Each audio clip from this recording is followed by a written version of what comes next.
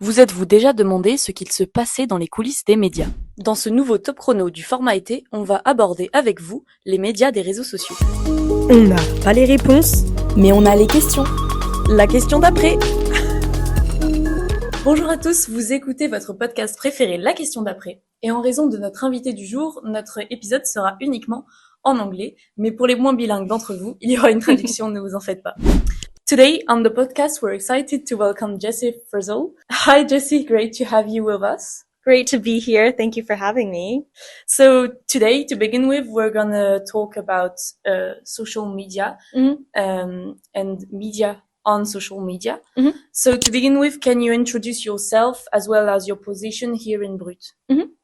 My name is Jessie Frizzel. I work for Brut as a chef de projet, spécifiquement in the brands department. So what that means is Brut is a news source, but we partner with brands to create content for them.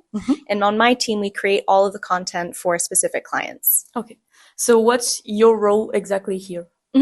So like I said, I'm a chef de projet or a project manager.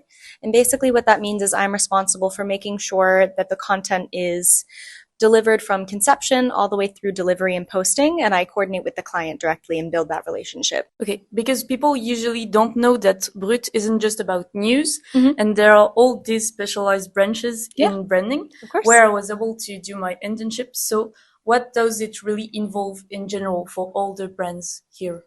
Yeah, so my team is a little specific because we only work on one client, but to speak a bit more broadly about the rest of the team, the brands approach Brut, or we reach out to them, and we do projects that are in the Brut style. Brut is really well known for being very captivating, really punchy, and really adapted to younger audiences, millennial, Gen Z, and younger. And so the brands partner with us to capture that essence, that energy, and to deliver that through their brand aesthetics and marketing. And on my team, and specifically, we work with particular clients and we come up with ideas with the client and then deliver them on Instagram, LinkedIn, and Facebook. Okay. And do you have examples of diverse branches, if you can tell us? As in? Like example of brands that Brut work with, if you have. Absolutely, yeah. So Brut, I know, has done, they do a lot of work with a lot of brands, both French and international. They recently did a campaign, or Brut, actually, something we do that's very cool is we partner with Cannes, the film festival. So they do interviews with people at Cannes, and we partnered with Nespresso and did a bunch of content with them as well. And so you work with the CMA CGM team. Yep. And why this partnership specifically? And what type of content do you do, if you have examples for us? Yeah, so CMA CGM is the third biggest shipping company in the world, and it is the biggest shipping company in France, which is a pretty big deal. And so they reached out to Brut because they were looking for a more fresh take on their social media. It's something a little bit more current to kind of bring them into this new social media forward age. And the type of content we make for them is mostly B2C, although we do a little bit B2B as well. Business, we do directly business to consumer or indirectly business to business via LinkedIn.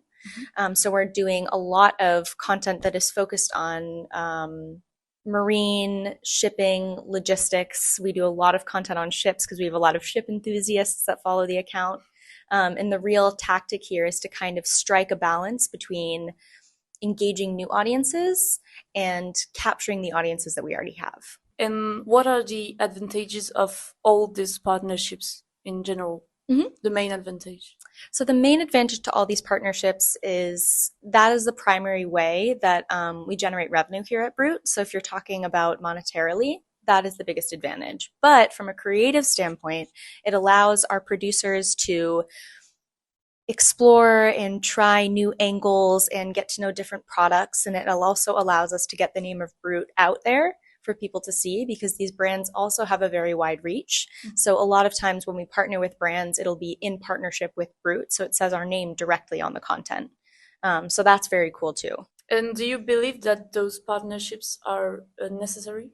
Yeah, they're definitely necessary.